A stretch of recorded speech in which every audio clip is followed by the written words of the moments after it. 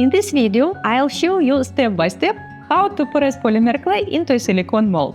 I'll answer all your questions along the way, point out common mistakes and how to avoid them, and share a few stories, including the story behind my custom molds, which I designed to help bring more handmade dolls into the world.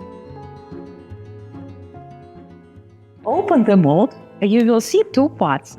The inner part is silicone and the outer part is made of plaster. The plaster serves as a support shell for stability. Thoroughly knead the clay. You can use either polymer clay or air-dry clay. Roll out an even sheet of clay about 3-4 mm thick, depending on the size of the pot. Press the clay into the mold. Pay close attention to areas with line details like nose and chin.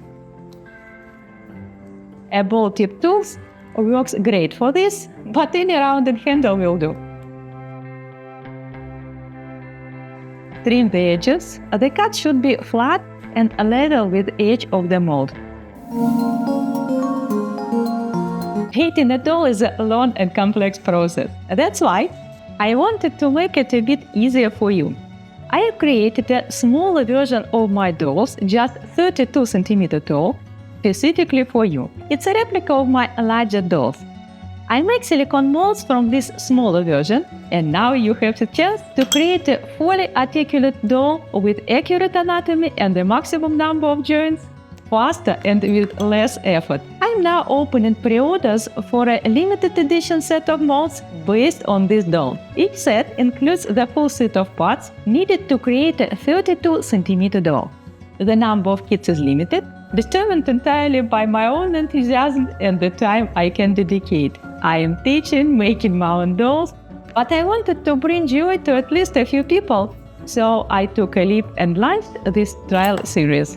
Every kit comes with a certificate and a unique number.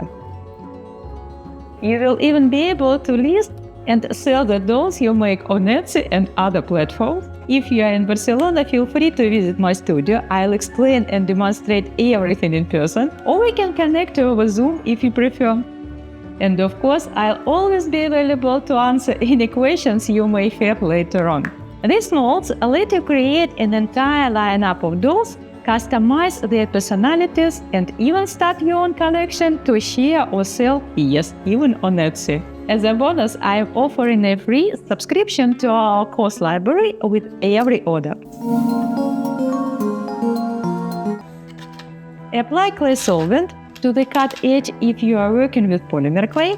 This will help the two halves bond better. If you are using air-dry clay, just moisten the edge with the water or slip. Carefully align the press the two molds halves together. Remove the outer plaster shell first, then peel away the silicone mold. You can trim the seams while the clay is still soft, or wait until baking. Bake the piece inside one half of the mold to help it keep its shape. If the pot is small, you can bake it without silicone mold.